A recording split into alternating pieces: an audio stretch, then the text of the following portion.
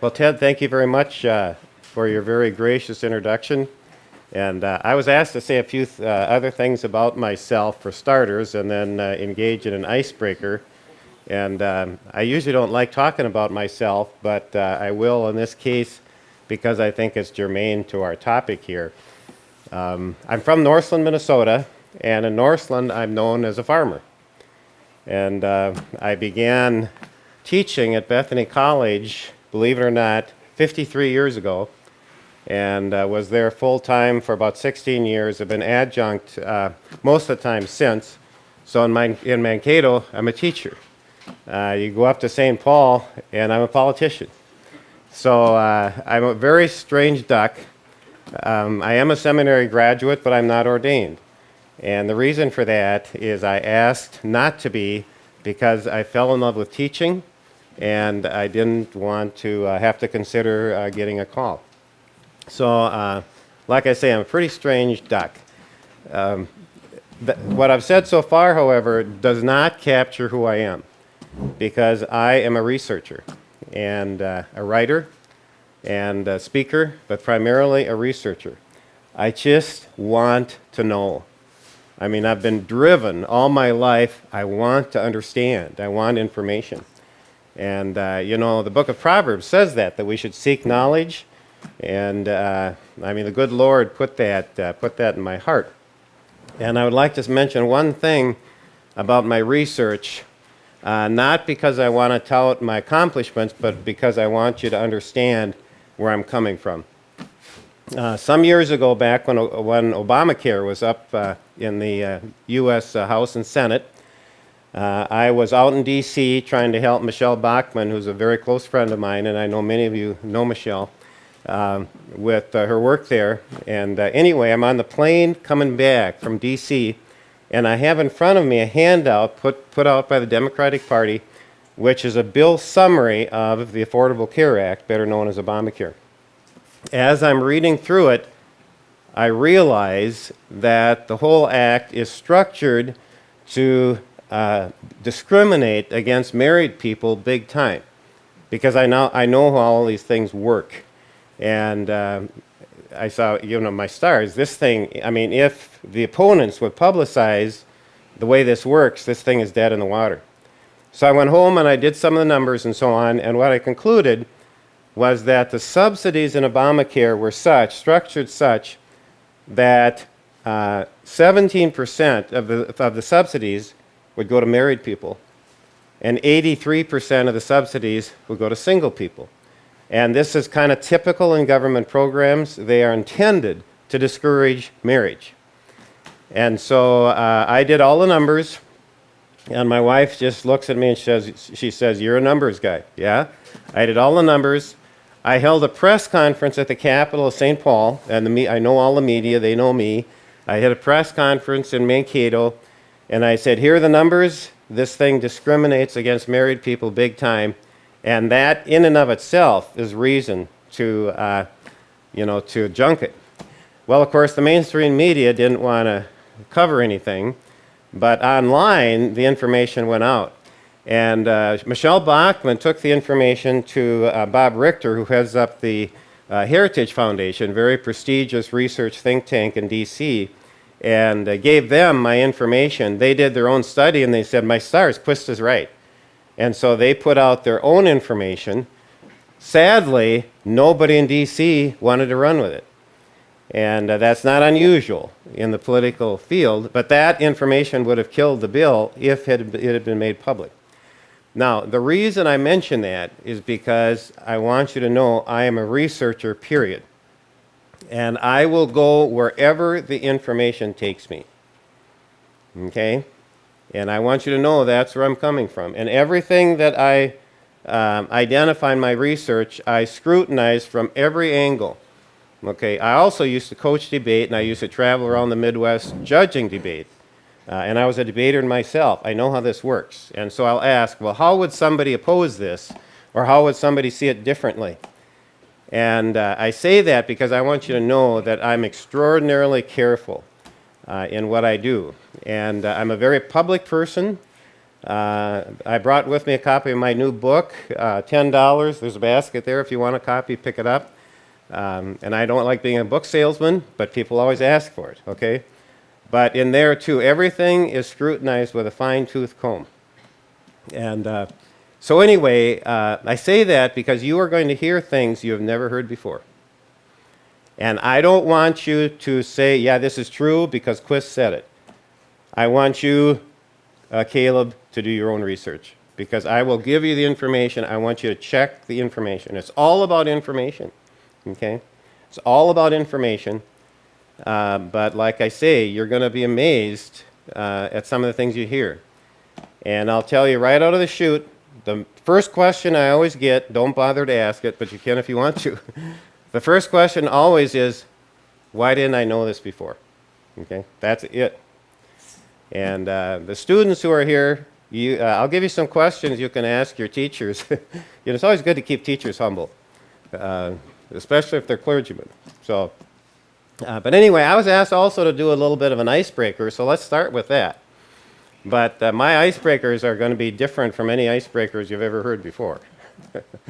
But you're all situated pretty much at a table, and so I'm going to give you two questions, and I want to give you a couple minutes to see if on the table you can agree on answers to these two, and then I'm going to ask for volunteers. Anybody want to answer those questions? Okay. And these are questions, obviously, that have to do with apologetics. And let me just start as an introduction. Peter says, 1 Peter 3:15, always be ready to give an answer. Okay? So I'm just kind of taking off on what Peter says. Always be ready to give an answer to anyone who asks you to give the reason, Greek, logic, for the hope that you have. So what form might a question like that have? Okay? Here are two. First one. Someone you're talking to, not a believer, asks you, why should I become a Christian instead of a Muslim? What would you say? And in just a minute, I'm going to give you a chance. I encourage you to caucus in your tables and see if you can agree on an answer, okay? And then anybody that wants to volunteer, I'll give you a chance to volunteer, except Mark, I'll call on him. Okay, that's the first question. So see if you can agree as a table on how you might answer that. Why should I become a Christian instead of a Muslim? Now, I'll give you an option. Instead of answering it, an option is, how do you think your pastor would answer it? If you don't want to get personal. Second question. Good friend of mine is sharing the gospel with an acquaintance, quotes the Bible, John 3:16. Our acquaintance says, but I don't believe the Bible. How do you respond? Second question, how do you respond? Somebody says, I don't believe the Bible. Okay, so I'm going to give you a couple minutes, 1 minute on each question. See if at the table you can agree on an answer, and then I'm going to give you a chance to give it a shot, okay? 2 minutes, you're on your own. Go. Okay, 2 minutes. We're up. I knew this was going to be dangerous. I knew this was going to be dangerous. Let's see what ideas. Let's see what ideas we have out there. Ted.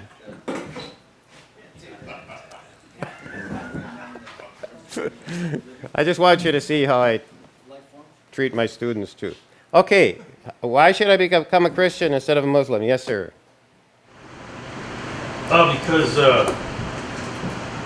Christianity can be proven where Islam can't. Eyewitness accounts, things like that. Very good. Very good. I want you to know that's not the usual answer I get. One of us saw your video. That's not fair. Said one of us saw your videos. That's not fair. Very good. Thank you. Thank you. That's a good answer. Anybody, any other group want to comment on that? Some of you had a different answer, right? Yes, Chris? We had that answer to start out with. Then we also said you can be certain of heaven with Christianity. Any other religion, including Islam, Yeah. you can't be. You have to keep doing things, and Christianity is bizarre and unique in that it says there's nothing you can do but receive. Uh-huh. Okay, that's good. Let me just tell you the answer I usually get from pastors, and I'm not here to pick on pastors, but the answer I usually get from pastors is, I would say that Christianity is a religion of grace, and Islam is a religion of works. And when I hear that, I then say, well, why should I prefer a religion of grace over a religion of works? Silence. So I'm suggesting your answer might be more useful. I'm not saying the other answer isn't right. It is right. That's correct. But your answer might be more useful. Okay, what do you say to the person who says, I don't believe the Bible? Mark, go for it. You don't need the Bible to know that Jesus lived and died and rose again. That's well documented in other. Okay. Tell me more. Any Mark or any other group, tell me more. Yes, sir. I guess I'd follow up with another question to them. Is, Okay. why do you want to know? Uh-huh. I'd like to know where their framework is. Mm-hmm. Why is it a burdensome question for them before we go on? Okay. And here, before we go on, I want to tell you what I learned in seminary. What I learned in seminary is the Bible is true because it says it's true. Okay. Is that true? Yeah, that's true. Is that the most useful answer? I don't think so. I presented that to a very highly educated friend of mine a few months ago, and I gave it as an example, of the person who says, I don't believe the Bible. And I didn't ask him, he just volunteered. He said, well, my response is always, well, if you don't believe the Bible, we've got nothing to talk about. Is that where you want to be? I don't think so. Oh. Okay. Anyway, one of my objectives for all of us is that by the time we're done tomorrow morning, everyone here can give a well-informed, intelligent, and detailed answer to those two questions. I believe in teaching by objectives, okay? And if that doesn't happen, I want you to complain. And ask for your money back, but don't see me, see Clay. On that. Now, let's consider some numbers, too. I'm a numbers guy. 19 years ago, and I don't know what organization it was within the Wisconsin Synod, there was a study done of how many young people, after they're confirmed, are still going to church by the time they're 19. Any of you familiar with that information? It's 19 years old now, but I suspect it hasn't changed. And by the way, the numbers I'm going to, okay, Alex, you're familiar with it, you've heard it. The information I'm going to give you is from Pastor Robert Fleischman, and I think a lot of you know who he is. He's really the person that started the Wells pro-life pregnancy counseling centers.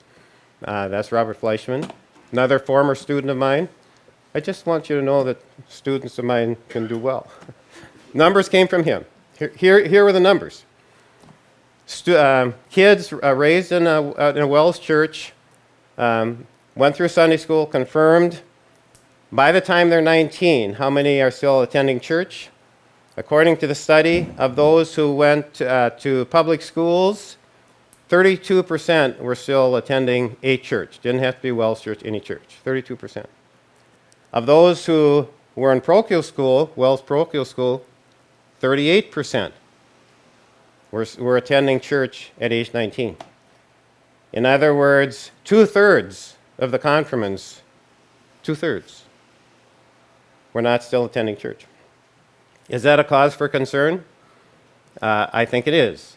By the way, I've seen similar numbers with other church bodies, and they're quite similar. And so, Wells is, I guess, on track in terms of the way things are in our country.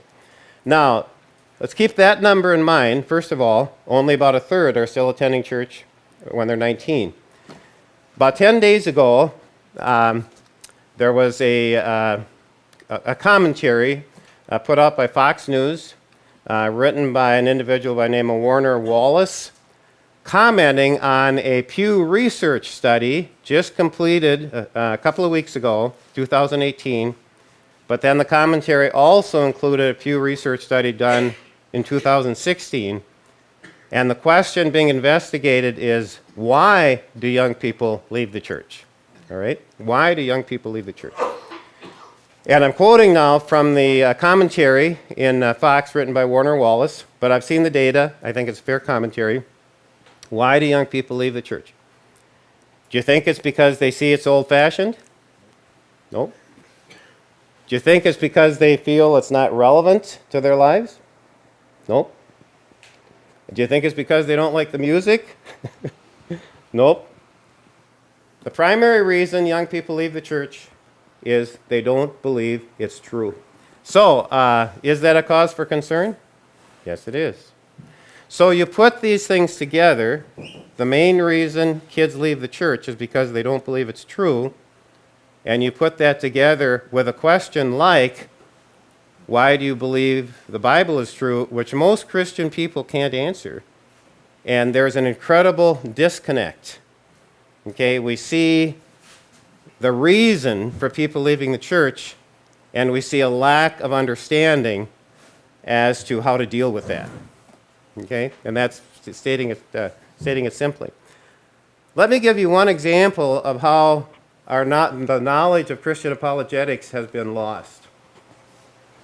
If you do an internet search for the 2nd century scholar Justin Martyr, and by the way, Christianity Today had a biography on Justin Martyr several years ago. If you do a search on Justin Martyr, you're going to find, okay, we're going to do an adjustment again. Thanks, dear. Very strange today. Let's try that. Okay. See, on my farm, I would just get out the duct tape, and I'm glad that. Pardon? We have duct tape. Okay, we may have to go.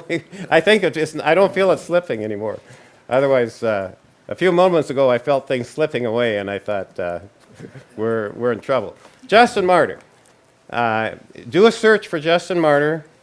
Chances are very, very, very good you're going to find a site that says Justin Martyr. Oh, by the way, it was called Justin Martyr because he was killed for his faith. Not at all. Not at all. Because in the 2nd century, the word martyr, Greek, meant apologist. Okay? Justin Martyr is called Justin the Martyr because he was Justin the apologist. And our understanding, and I'm not talking about this church body, I'm talking about all of Christendom. Christendom's understanding of apologetics is so far lost that we don't even know why Justin Martyr had that title. It's pretty astounding. But that's where we are. So we need to get up to speed. And there's a reason for that, and I'm going to go into that reason in the third presentation as far as why this knowledge has been lost. But I will say this. In the last seminary class I taught Christian apologetics, at the end of the first session, this 2-hour session, one of the students, who was an extremely gifted young man, said this. He said, "Wow, this is a whole new way of looking at things." And I said to him, well, in a sense it is, but it's really the old way of looking at things. Because apologetics takes us back to the 1st and 2nd and 3rd centuries, when you couldn't assume your listener believed the Bible, when you couldn't even assume that your listener believed in Jehovah God, okay? When you couldn't believe you couldn't assume that they believed Jesus rose from the dead. I mean, you're starting from ground zero. And you couldn't expect people to believe you just because you said something. You had to give them evidence. So it takes us back to the 1st and 2nd century. Okay, so what we're going to consider in the broad range of things is the question, is the Bible true? And what I'd like to do this morning is I'd like to take the Old Testament first, and that'll be session 1, and then we'll go on to the New Testament in session 2.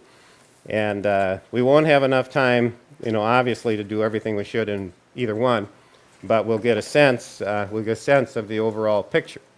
So let's start with the question, is the Old Testament true? And let me begin with the first principle of historical research, which is you always give the benefit of the doubt to the document unless there is compelling evidence to the contrary. So if you're looking at the 39 Old Testament books, you start with that premise. Okay, this document has stood the test of time. I'm going to give it the benefit of the doubt, and unless there's compelling evidence otherwise. By the way, this is how the Norwegian settlement on Newfoundland was found by a couple researchers that thought, well, gee, maybe we should take what the Norwegian captain said seriously, and maybe their maps weren't all wrong. That's how it was found. And see, I always have to get a plug in for Norwegians, so that was I've now done my duty. I've now done my duty for the day. So we start with that premise, but then we ask, okay, how do we know the Old Testament is reliable? How do we know the Old Testament is true? And let me begin with the observation that the Old Testament Christians had clearly identified criteria that they used to determine if writing was authoritative or not. We could call them the test for prophets. That's a little bit simplistic, but that's basically what it is. So one of the things, gentlemen, that we all want to know is what were the tests for true prophets as applied by the believers in the Old Testament and to a large degree in the New Testament as well. And they're very simple, and I'm not going to go into a lot of detail. I go into a fair amount of detail on your outline, and I go into a lot more detail in the book. But tests for prophets. By the way, John, says, test the spirits, right? And Jared, who's one of my students, knows I have emphasized to him and the others, well, let me begin with the question. Test the spirits. Does that mean we should put the books of the Bible to the test? And I asked that of a clergyman I was sitting across the table from a week ago. Does this mean we should put the books of the Bible to the test? And he, after about 10 seconds of silence, he said, I guess it does. Yeah? Test the spirits. Are there exceptions to that? No.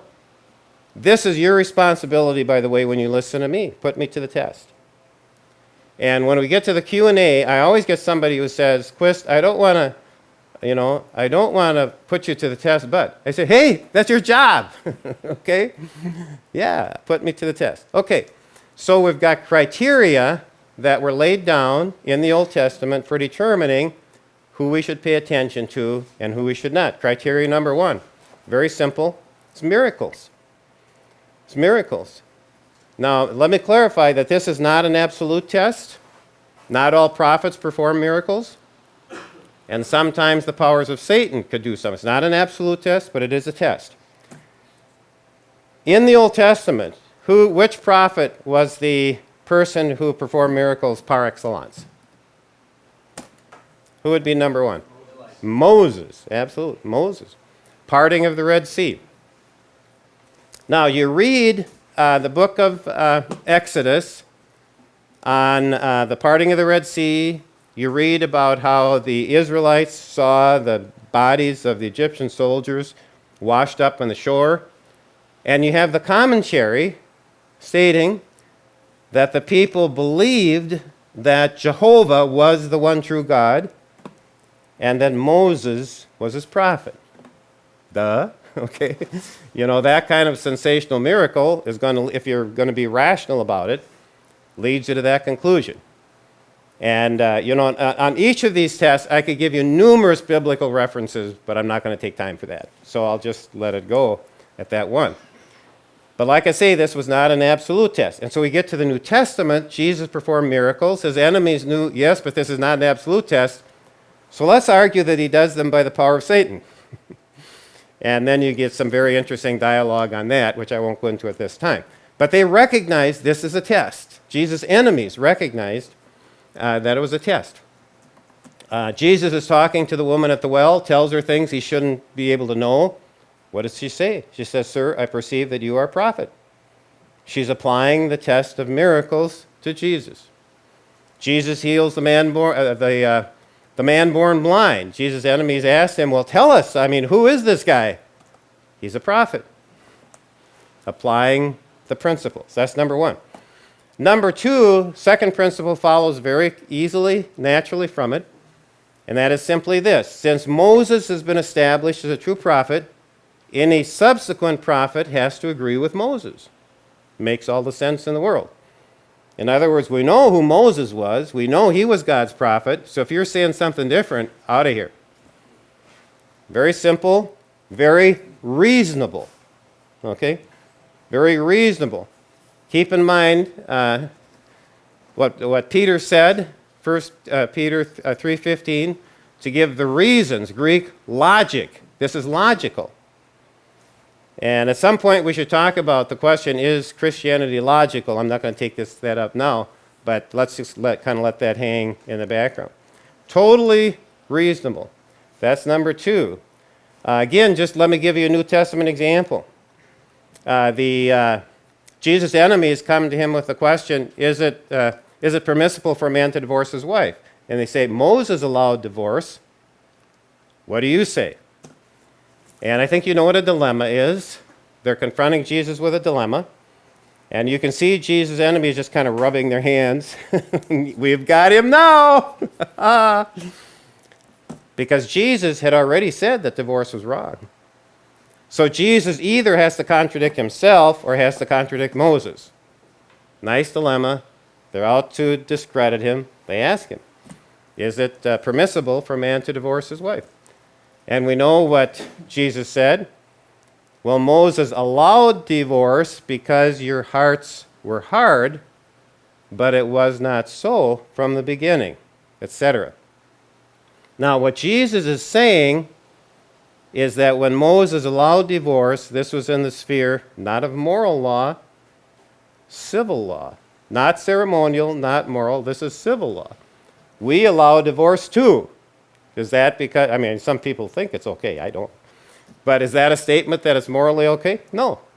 Jesus was talking about the moral law. Moral law, civil law, are they the same? No. So there's no contradiction. And but anyway, I cite that just as an example of how Jesus' enemies were well aware of this being a criteria for being a true prophet, and they applied it. They didn't apply it properly, but they applied it. Third criteria, fulfillment of prophecy. Fulfillment of prophecy. And there are numerous cases, examples of this in both the Old Testament and the New. You know what I think are some of the most interesting examples are the prophecies in the book of Daniel. He prophesies the coming of Alexander the Great. He prophesies, by the way, that Jesus will come during the Roman Empire, which is kind of an interesting prophecy, and many, many, many others. So this is third criteria, fulfillment of prophecy. Fourth criteria. By the way, in my book, I have a chapter on all these, and we're just kind of hitting the highlights. Fourth criteria, and this is the one that I think is going to engage our culture the most, and as we relate to our culture the most. And that is the criteria that is never directly stated in the Old Testament, but is always assumed. And that is the criteria, does what is said, or is what is said substantiated by other information, or is it refuted by other information? Never directly said, but always assumed. Isaiah 41 says this indirectly. Okay? This, by the way, is also one of the primary criteria for historical research today. If you're looking what the documents say, you look at the book of Acts or whatever, is this substantiated by other information, or is it refuted by other information? Okay, now let's look at where the conflict is. Because today, what I'm going to guess is the main attack against the church. And if you disagree with me, I'll say fine. This is my opinion, but I think it's probably true. Today, if we're going to look at what's probably the main attack against the church, it is the attack of Darwinism, evolution. And again, I'm going to go back to this Pew Research survey when people were allowed to just give their own view. I don't believe the Bible. Why? Because evolution disproves it. I'm a graduate of a very liberal college. I won't mention any names, but I could give you any of them. And I saw firsthand many times young people come into this liberal college with a Christian faith and leave without it. And why? The primary reason was because evolution was assumed true in every class, in every chapel address. It was the culture. And I saw these students eaten up by this attack on the faith. And so we have to deal with it. Now, I'm going to get ahead of myself here a little bit, but I think I need to do it. You look at the history of the Christian church, the number one attack on the truth of Christianity, first century, second century, apart from the typical Jews and so on, was the Gnostic heresy, and related. Heresies dealing with the person of Christ. Who is Christ? So we have the Apostles' Creed, the Nicene Creed, and the Athanasian Creed all put together to combat the heresy. Okay? That was the history of the church. And I'm suggesting that today the main attack against Christianity is not the Gnostic heresy and its related things. It is materialism. The world exists of nothing but matter, and evolution, and these are part and parcel of the same thing. So this is the conflict that we have to deal with today. Not the only one, but one of them. We have the secular world, which says evolution explains how life began, for instance, versus Genesis 1 and following. God created the heaven and the earth. So I ask the question, which position is substantiated by other information? And which position is refuted by other information? Okay? Hang on to your hats. This is pretty amazing. Well, let me start with a person. Up until his conversion to theism, not Christianity, theism, in 2004, up until that point, the most prominent atheist in our country was an individual, philosopher by the name of Anthony Flew. F-L-E-W. I like that, easy spelling. Easy, Anthony Flew. And you can buy different debates with Anthony Flew and John Montgomery, and things like that. But he was the most prominent one. And his position, which he stated often, was atheism is the default position. That is, that's where you should start, and you should be an atheist unless there's compelling reason to the contrary. Okay? Anthony Flew. Well, in 2004, he converts to theism. And by the way, his friends told him, well, Anthony, what you do is up to you, but please don't tell anybody. So much for free speech.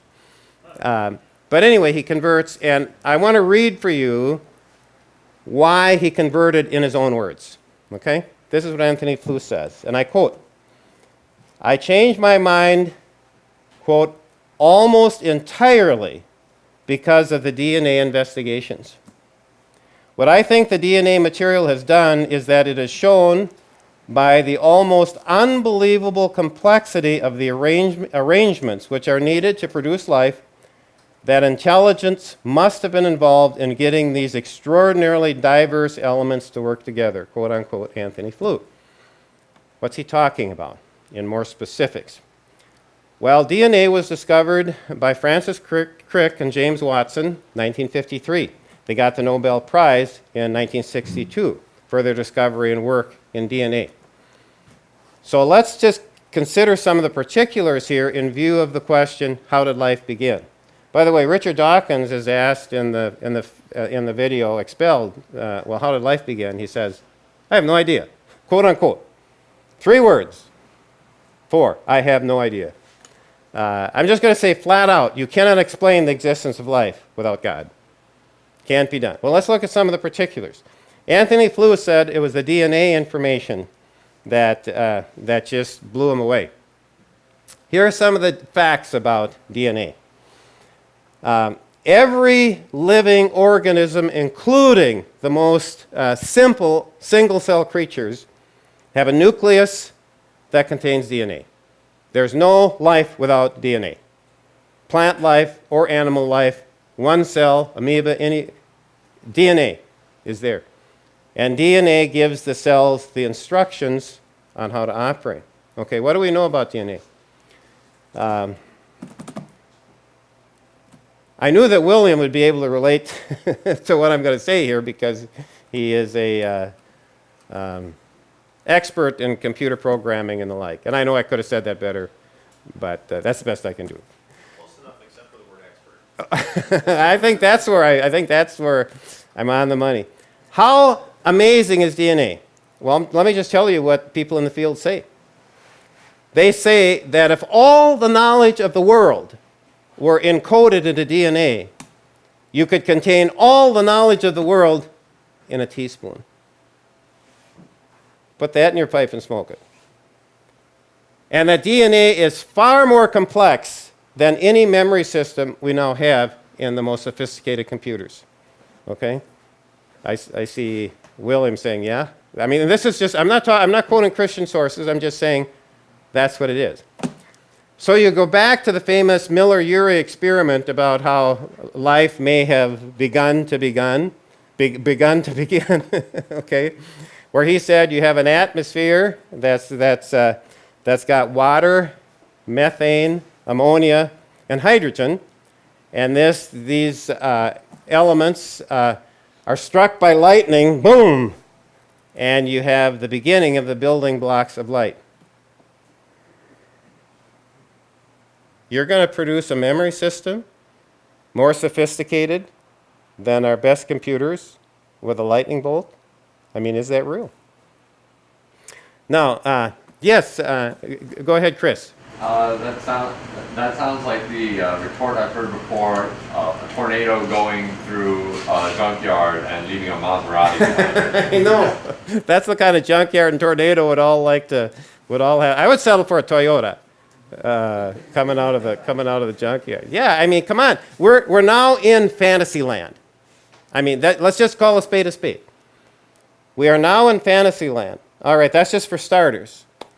There was an article in National Review a couple years ago that very correctly said, as amazing as DNA is, it's not nearly as amazing as the information that it stores and transmits. It's not nearly as amazing as the information. And here I want to quote Stephen Meyer, very well known senior fellow with the Discovery Institute, who said, and again, this is not Christian knowledge, I mean, this is just knowledge, that the DNA in the simplest single-cell organism contains 200,000 bits of information. Whoa. Now imagine this lightning bolt and out of it you get 200,000 bits of information? I don't think so. Then, let's imagine.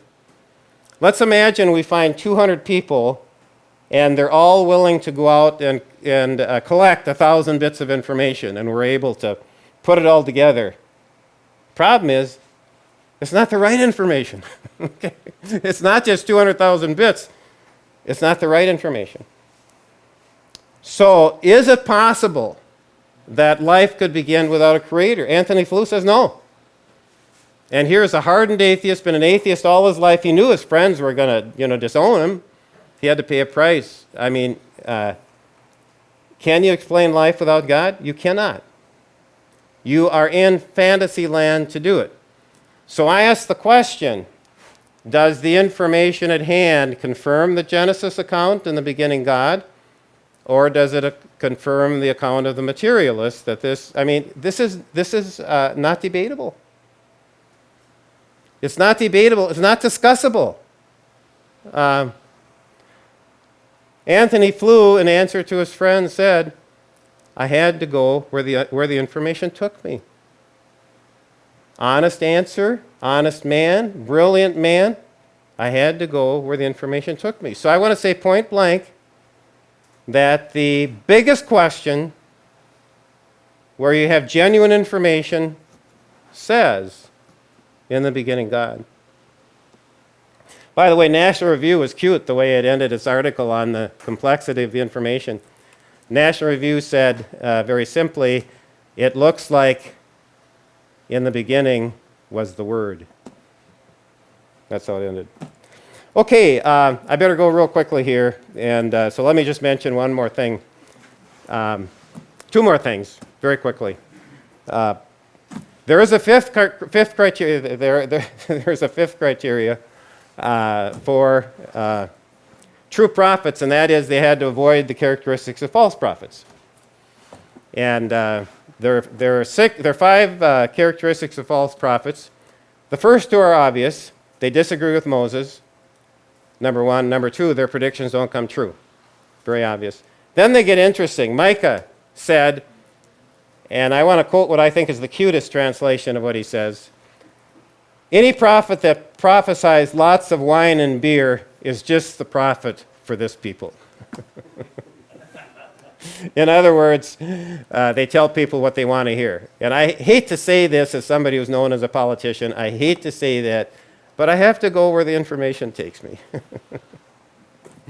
Okay, other criteria that are important. False prophets lead immoral lives. And the last group I talked to had a very good friend who's Roman Catholic. And you know I had to bring up Pope Francis.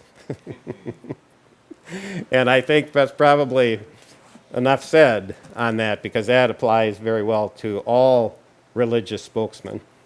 That if they lead immoral lives, they're not what we want. Last one, false prophets are self-serving.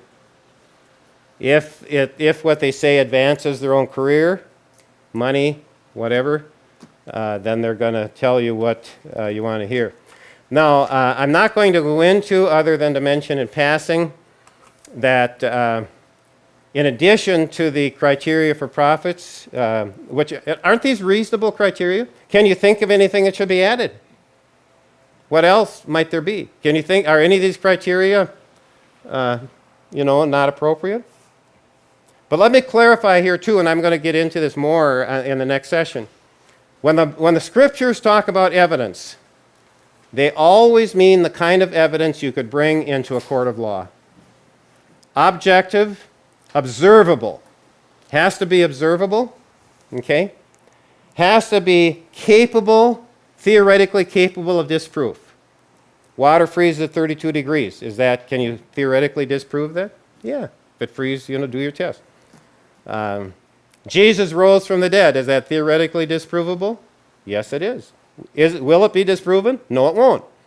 But theoretically it is. It has to be the kind of evidence that's admissible in a court of law. It's none of this personal experience thing, or my neighbor told me, hearsay, or some kind of mystical stuff. It's always observable, objective, verifiable, theoretically capable of disproof.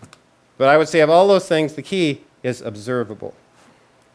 Okay? And when the scriptures talk about evidence, it's always that way. Let me just mention here in closing, and in passing in closing, that there also is just a ton of archaeological confirmation of what's in the Old Testament.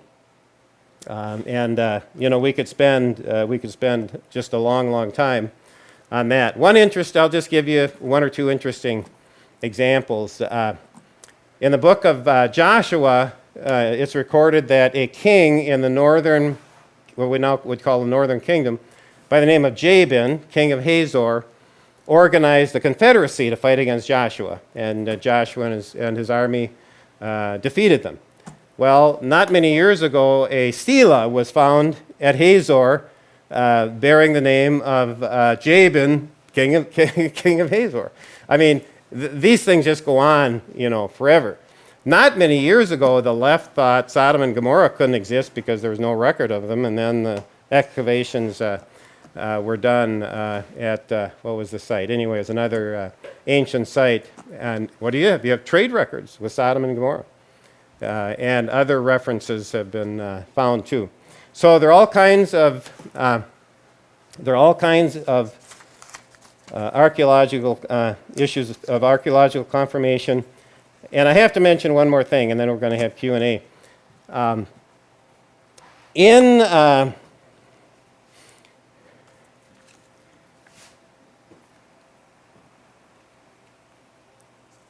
Let's see, just a second.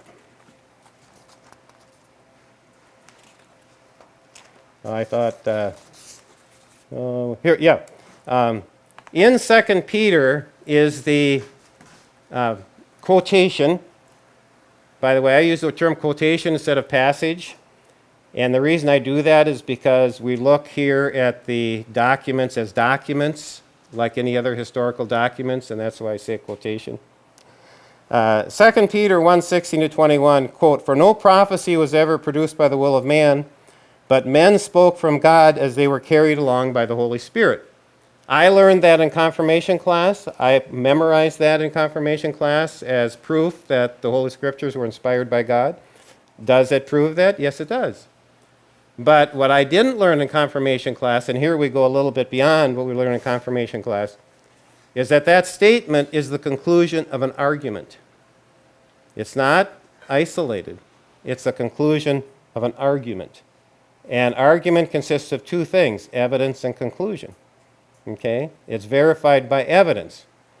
And the way the argument goes is Peter says, I was there on the holy mountain, and he's talking about the transfiguration, and I and others saw the Lord in all his glory. We saw him as the King of kings, Lord of lords. We heard the voice from the Father, "This is my beloved Son, in whom I am well pleased." We heard with our own ears the Father say, "This is my Son, this is the Messiah." Okay, first conclusion, Jesus is the Messiah. Then he says, and we have the words of the prophets made more certain. So he's going to the Old Testament criteria for prophecy, fulfillment of prophecy, and of course the Old Testament believers didn't have the advantage of seeing the fulfillment of the Messianic prophecies, but Peter did. So he says that Jesus' fulfillment of the Messianic prophecies is added proof or makes more certain the reality that these were genuine prophets of God. Then in his Pentecost speech, Peter used the Messianic prophecies to prove that Jesus was the Messiah. So the argument goes both ways. Jesus' fulfillment of the Messianic prophecies demonstrates the prophets were genuine prophets of God, and also demonstrates that Jesus actually is the Messiah. The argument goes both directions. And why is it important? Is because the truth of the Bible is everything to our Christian faith. And the enemy knows that. That's why the truth of the Bible is under attack in our time. Okay? That's why this is, number one, battleground. And just as the early Christians combated the Gnostic heresy with 3 ecumenical creeds, it is our job today to combat the heresies and to equip our people for fighting the fight and staying in the faith. Enough said. Let's have questions or comments. If I'm kind of long-winded, let's see. I'm going to ask Clay to call time or when you want, okay? But Probably 15 minutes. okay, and Clay, why don't you say, okay, this is enough? Okay. Comments or questions, Mark? Can you elaborate a little more on the logic of the Bible is true because the Bible says it is true? Mm-hmm. I know you just said that. Yes. But that's not intuitively a logical argument. No, it looks circular, doesn't it? Yeah. Another way of stating that, by the way, is that the Bible is self-authenticating. Is that true? Yes, that's true. Is that helpful in talking to a non-Christian? I just remind everyone that when Paul talks to the Athenian philosophers on Mars Hill, how many times does he quote the Scriptures? 0. Wouldn't have meant anything to them. So if you're going to quote the Scriptures to prove the Scriptures and talking to a non-believer, you're probably not making the strongest argument. Now, there's a sense in which that's true in that I have explained how the Old Testament laid down criteria for true prophets. So is that the Bible proving itself? Yes, it is. But you see, I've also gone to external evidence like Jabin. Those are Egyptian records that are at stake in the discovery of the fact that he was a real person. Sodom and Gomorrah. These are the Ebla tablets, the excavation of Eblas. So we want to use non-biblical evidence too, which the New Testament is very free to do. Okay? Paul before Agrippa, King Agrippa, do you believe, he says, and he performed many miraculous signs, as you yourselves know, for these things were not done in a corner. And so what is he doing? He knows Agrippa would have received reports. And so he's appealing to the secular reports that Agrippa would have gotten. Now, let me add to that, does the Bible itself answer the question, is the Bible true, by saying the Bible says it's true? It does not. There are two New Testament passages that are usually used on inspiration. One is a Timothy passage. From a youth you have known the Holy Scriptures, etc. But keep in mind, Paul is talking to a believer who already believed that the Scriptures were God-inspired. He didn't need to give him any evidence. But you see, the Peter statement is talking to a broader audience, and there Peter uses the evidence that Jesus is the Messiah, fulfilled the prophecies, therefore we know the prophets were inspired by God. So the Scriptures really do not answer the question, how do we know the Bible is true, by saying the Bible says it's true. That's not the approach they take. I mean, it is true, but that's not methodologically. That's not the approach the Scriptures take. Yes, sir. John. Different question. I listened to a Catholic radio program the other day. Yep. And he was defending purgatory. Someone asked, how is purgatory? Yep. What was it about? Yep. And he said that basically, you listen to Lutheran theology is based off of Protestant belief, and they took out part of the Bible that would defend purgatory. Yeah. So where was the reason that the books, according to Catholic faith, would be in there and now they're out? Yeah, like the Maccabees and so on. Yeah. So again, the question is, why do our books of the Bible contain the ones that they do and only the ones that they do? It's because of the criteria. Okay? Any book that met the criteria was included in the canon. I'm going to talk more about that when we get to the New Testament, because there it's even more clear. But we have reason to have some confidence in the Old Testament believers, especially when we see how they prophesied concerning the Messiah and so on. But if it didn't meet the criteria, it wasn't included in the canon. Now, I'm going to go off on that just a little bit. There could have been any number of genuine prophets who said things and wrote things that, didn't necessarily meet the criteria, and we have no reason to consider them authoritative. But I once heard a lecture by a Messianic Jew by the name of Carlos Kaufmannis, and he claims that of the Jews that stayed behind in Babylon after some of the Jewish people returned to Jerusalem, a lot of them were doing well financially, whatever, and they stayed behind.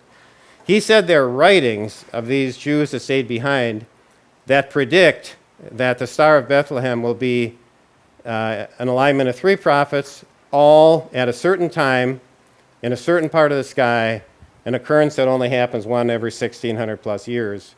And he claims that's why they knew this was the Star of Bethlehem. Now, I cannot verify that. But I will say we don't know that the words of every prophet are in the Scriptures. They probably aren't. But we do know that bad stuff isn't there. But I'm going to talk about that more in the next presentation because I think it's easier to deal with in the New Testament. And we'll ask questions like, why isn't the Gospel of Thomas included in the canon? That's where most of the controversy is today. Gospel of Thomas, Gospel of Mary, Gospel of Truth, Gospel of Judas, all those. Okay, very good question. Other questions or comments? Or Chris? Just to clarify, then you said earlier, how do we know the Bible is true, Yes. we test it. How do we test to somebody who then says, well, you just claim the Bible is true. What do you test it by? What's the best answer to give? Well, what I would say is this. I would say go to the Messianic prophecies, and in my book I've got one chapter just on Messianic prophecies, and make a list. Make 2 columns, okay? Make 2 columns. Column A, here are the Messianic prophecies. Born during the Roman Empire, born of a virgin, born in Bethlehem, betrayed by 30 pieces of silver, silver used to buy the potter's field, risen, etc. There are about 50 Messianic prophecies, and in your outline I think I included 12, but there are about 50 of them. Make a list of the Messianic prophecies, and then make another list of fulfillment. And here let me refer to the conclusions, and I think you might want to refer to the conclusions of an individual by the name of Louis Lapides, Lapides. And by the way, do a search on Louis Lapides. He's, pardon? Louis Lapides, Lapides. Okay, I've got him referred to on the top of page 2. There's a lot more detail in the outline than what I have and what I... So, yeah, Louis Lapides. But the easiest thing is get my book, because I quote him extensively in the book. What's the example of Louis Lapides? Louis Lapides is a Jewish man back from the Vietnam War, wandering in one of the streets in a city in California. I think it was Hollywood, but I'm not positive. But anyway, he's wandering the streets, just lost soul. And he encounters some Christians on the street handing out Bibles. And one of the young men offers to give him a Bible, and Louis says, hey, I'm Jewish, that's not for me. And the guy says, well, just read the Old Testament. And so he takes it, goes back to his wherever he's staying, and starts reading. And the more he reads, the more he senses, you know what, I know who this is talking about. And he gets to Isaiah 53. He was, all the iniquities are laid upon him, he was bruised for our offenses, etc., etc. He gets to Isaiah 53, he says, my stars, this is Jesus. So he contacts his stepmother and says, please, you've got to help me, send me a Jewish Bible so I can read a Jewish Bible. So he gets a Jewish Bible, and to his horror, he finds out it's the same as the Old Testament that he's reading. And what he concludes is this, and I'm going to paraphrase him, but it's a very close paraphrase. He says, the chances of any one person fulfilling all the Messianic prophecies is almost 0, and yet there's one person who managed to do it, and that's Jesus the Christ. And see, the thing of it is, today, 2,000 years after the resurrection, we can examine the Messianic prophecies, and we can do so in a fashion much simpler than the Old Testament believers, because we see the fulfillment. And so is that evidence that the Old Testament is true? Absolutely. By the way, it's the same thing an attorney does in a court of law. Let's say you've got a rape case, where you don't have DNA and you don't have eyewitnesses. And I was... on a jury pool for one of those last spring. Okay, let's just say, how does it work? Well, the rapist was 6'2", the defendant is 6'2". The rapist had blonde hair, the defendant has blonde hair. The rapist had the name Johnny tattooed in his arm. The defendant has the word name Johnny tattooed in his arm, etc.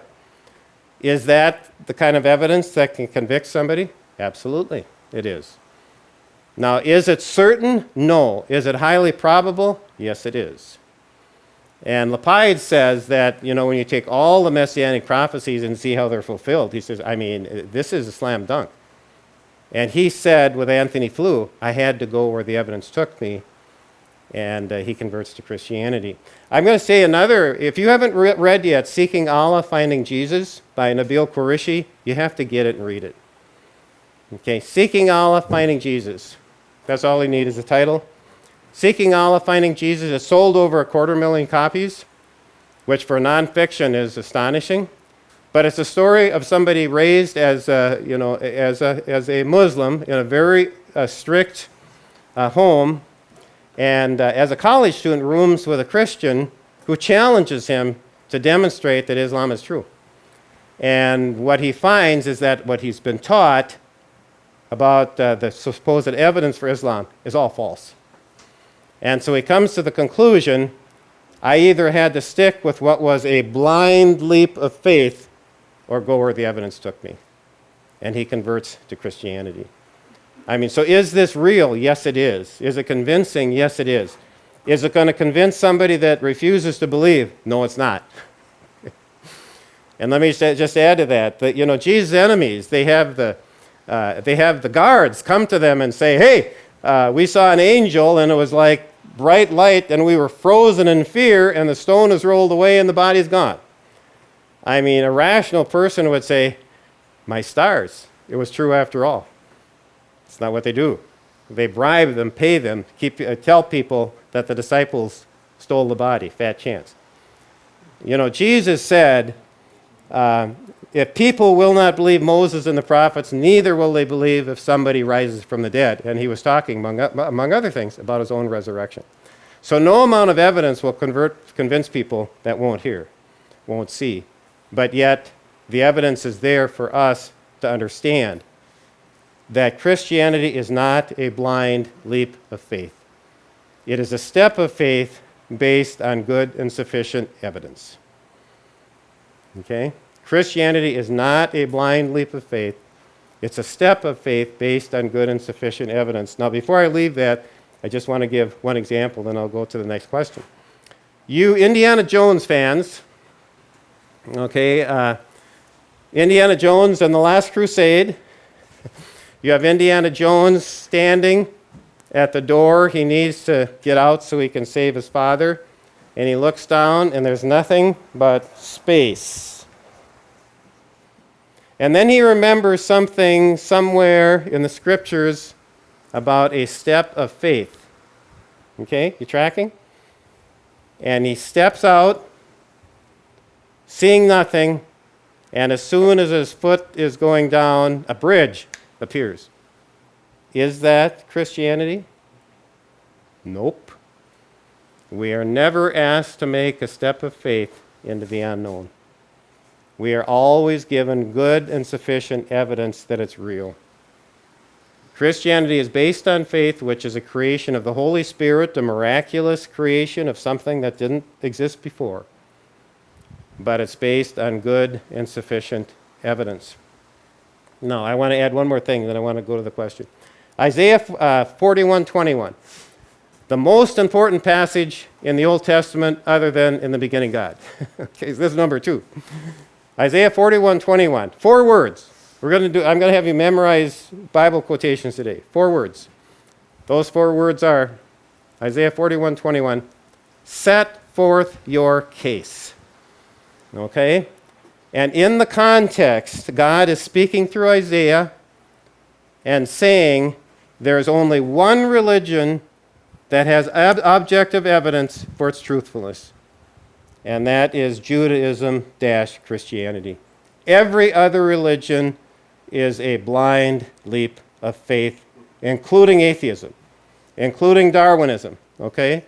Including Buddhism, including Islam, everyone. Every other religion is a blind leap of faith except Christianity, which has an abundance of objective evidence for its truthfulness. John, getting back to your question too, here's another way where we can test the prophet. Is that true today as it was in Isaiah's time? Yes, it is. You can look at every religion of the world and ask the question, is there any evidence at all that this is true? No.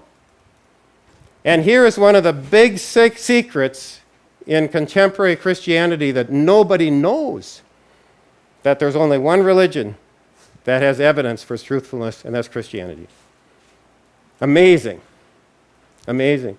Every other religion is not only a step of faith, it's a step into the absurd.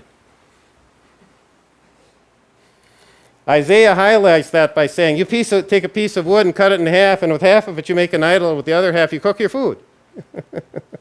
Isaiah 41.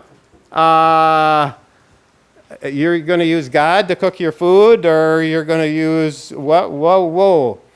It's absurd. The evolutionist view that life came from non-life is absurd. It's not just that it's a blind step of faith. It's a step into the absurd. Okay. Yes.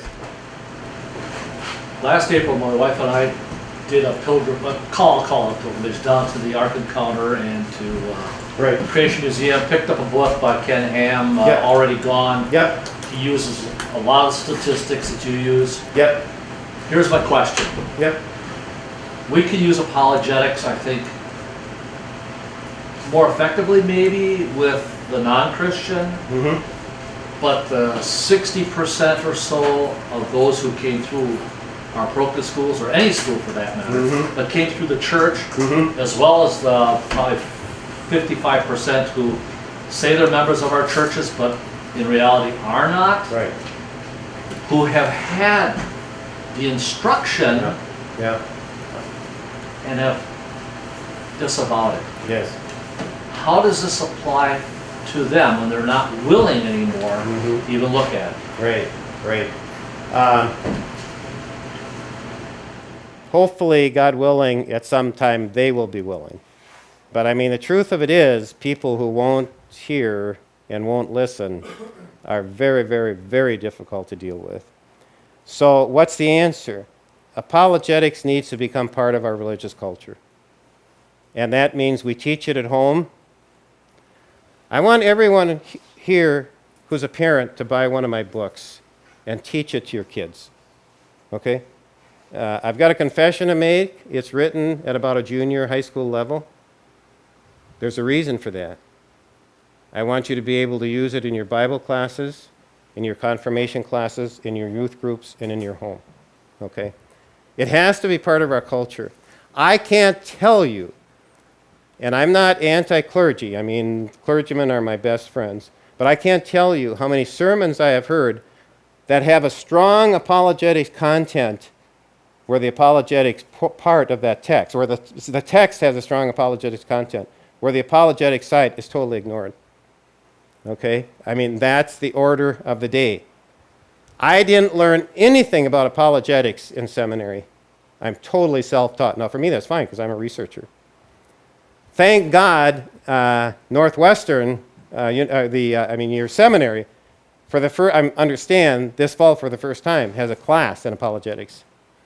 I mean, we're getting there. It's just we're terribly slow. Okay. Our seminary has a class in apologetics. I understand that New Ulm and Madison, your colleges, are adding 3 credit courses in apologetics. I just praise God for that. I mean, we're catching on, but we're really behind the curve. But it needs to be part of our conversation in our homes. It has to be part of our catechism, our confirmation, our youth groups. I mean, one of the things that so many people have said to me is that once they understand the apologetics content in the scriptures, it's all over. I mean, once you see it, the veil is off, and whoa, it just hits you again and again and again. That's what has to happen. I mean, we have to, in everything we do spiritually, we have to include that content. Yes? Luther wanted parents to teach, fathers more specifically, to Right. teach the family. Yep. We've taken that away. We're not teaching parents Right. how to teach their kids anymore. Right. And how do we overcome that? When in history, you're a Right. researcher, historian, Right. when did we take that responsibility away from our parents and put it in the hands of the clergy and a few handpicked Yeah. teachers? Well, I don't know the answer to that, to be real frank. And I'm always willing to say I don't know, but I will speculate. And I'm always willing to speculate. Okay. But let's go back to the Reformation. Okay. Where did anybody get any education before Luther? It was by the church. Okay. And so you had the authorities being, the standard. And by the way, this is always a temptation for church bodies. The authority becomes the standard rather than the information and rather than the scriptures. And that's why I say to you, don't believe anything I say. Look at the information. Come to your own conclusions. So, and in the Reformation, Luther, God bless him, said we need a system of schools for everybody, not just priests, boys and girls. Okay, where does the education of girls go back to? It goes back to Luther. But it was probably then too easy for parents to say, then our kids are. And let me give, I usually don't give personal examples, but let me give one here. I am, I don't know, 27 years old, something like that, maybe a little younger. And I have a friend that invites me to a breakfast Bible study. And I thought it sounds like fun. So I go with him to this breakfast Bible study. There are 4 of us total, pretty small. And as we're having breakfast, we study part of the Bible. And I thought it was so wonderful, I never went back. And the reason I never went back is I had to ask myself, why should I be going out and having a breakfast Bible study with friends when I could do it with my family? From that point on, we always had breakfast Bible study. Okay? We always had breakfast Bible study. And I probably have done a lot of things wrong as a father, but I want to tell you that's one thing I did right. And I was in the legislature 6 years. I've been gone a lot of my life.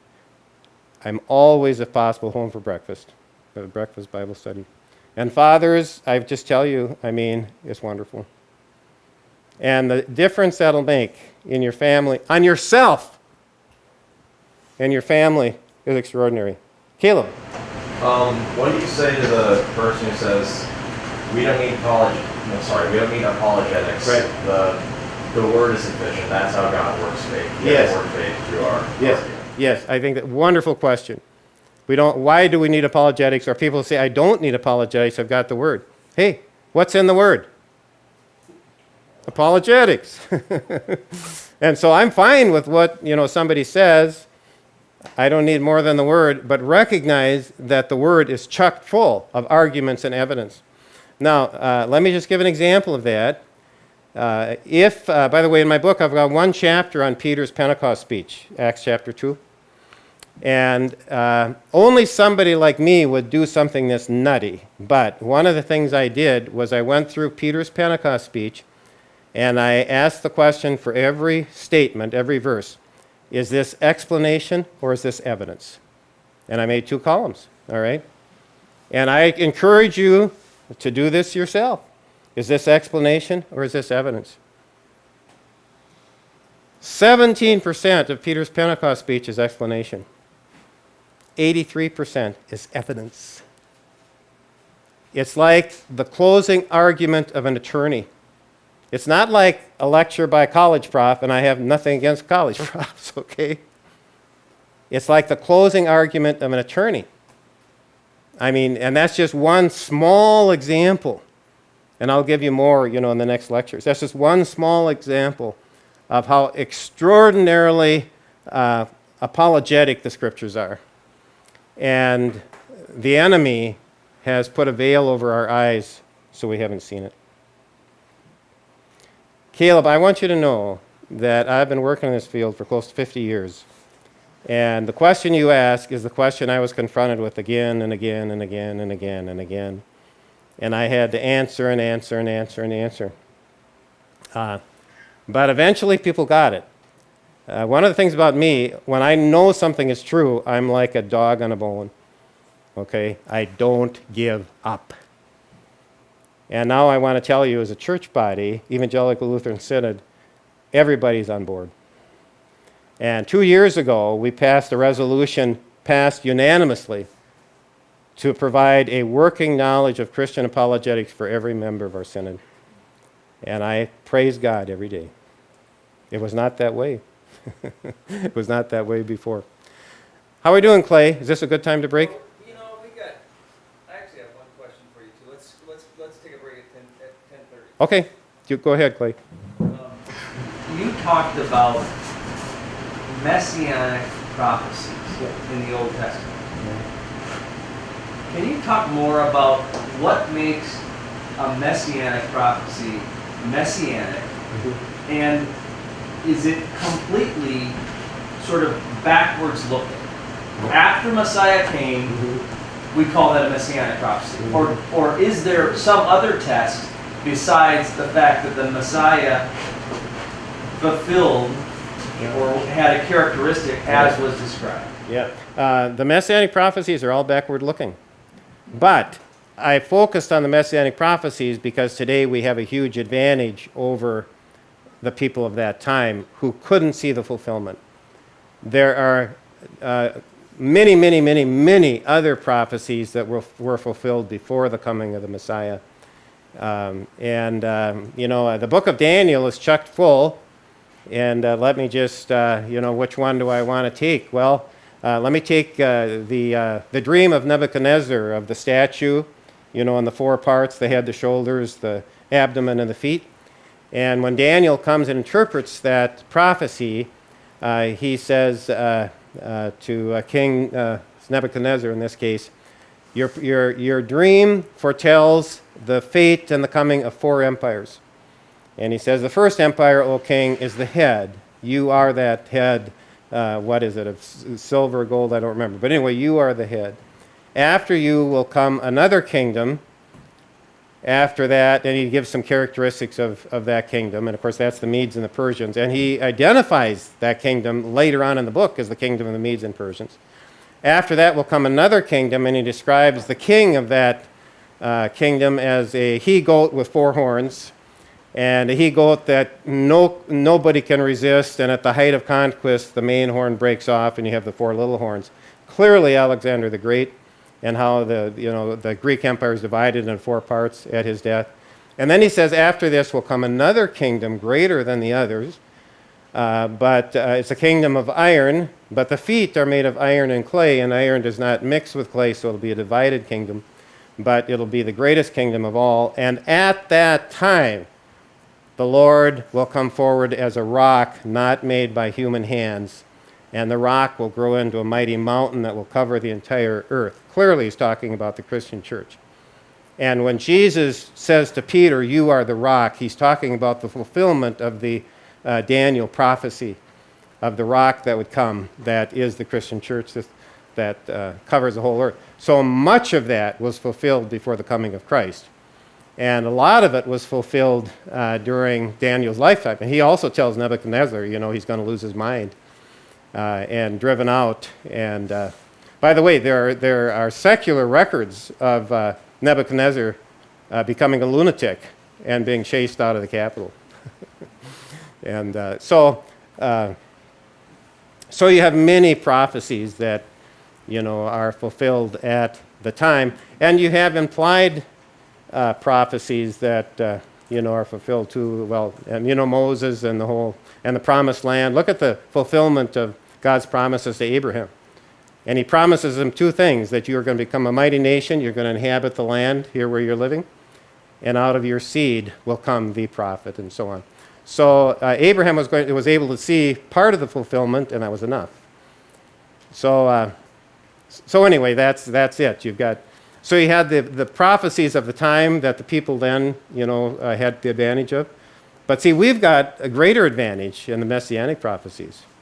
So in a sense, we have more to go on to recognize that these were true prophets than even their contemporaries did. Of course, they saw the miracles. That probably wasn't too shabby either. Thank you. Time Yep. for one more question. Time for one more question. Yes, Ted. Back to Caleb's question, which I think is very good, about apologetics. Yes. You may get into this. I think it was you who made kind of this distinction between the apologetic task and the evangelistic task. Mm-hmm. And I think that's where, can you go into that? Yeah, well, let me put it this way, that the New Testament evangelism is extremely apologetic. Because they went out to convince their listeners that the message was true. And, and Jesus, I'm going to go into this in this next talk. I'm going to explain how Jesus commanded them to do exactly what they, do it exactly the way that they did. And Clay, this is going to give more information to your question as well when we get into Jesus' instructions. Yes, go ahead.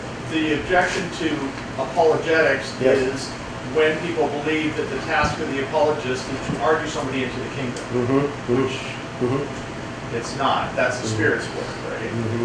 Well, I tell you, this is, thank you, Ted, because I'm going to say that you can argue people into the kingdom in a sense. It depends on what a person means.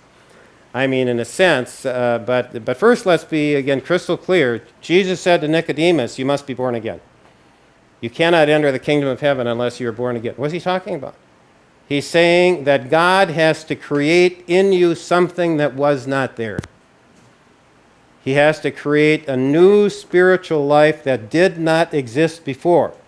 I mean, we're going back to in the beginning was the Word, and the Word was with God, and the Word was God, and nothing was created without the Word. And we're talking about a God who could create everything just by speaking the Word. Okay? That, in a microcosm, is what happens when God the Holy Spirit creates faith in your heart. It's creation of a new entity. Okay? Can you do that by reason? No. Can you do that by living a whole life? I mean, there's no way that we can achieve a new life. But does the Holy Spirit use arguments to convince us that it's true? Yes, he does. So there's a sense in which you can argue people. But see, when we talk about arguments, we're talking about methods. We aren't talking about the ultimate power. And when a child is baptized, we're talking about the ultimate power. I mean, arguments are irrelevant. And so it's basically the same. I mean, it's the power of the Holy Spirit, bingo, to create something that wasn't there. But for adults, he uses, let me put it this way. He reaches us in a manner consistent with how he created us. Let me add this detail. We talk about the image of God at creation. By the way, you know, in Genesis 1, God said 3 times that we're made in his image. I mean, is that emphasis or what? I mean, wasn't once sufficient? 3 times he said we're made in his image. That means being holy, yes, but it's much more than that. It means being creative. It means being knowledgeable. It means being rational.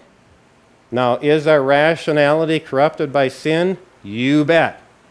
Is our creativity corrupted by sin? You bet. Is it still there? Yes, it is. So he reaches us in a manner consistent with how he created us. And I'm just observing, okay? I'm not prescribing anything. I'm just observing. Okay, Clay, we've got to our point. I think we'll... 15-minute break. Whatever. Okay.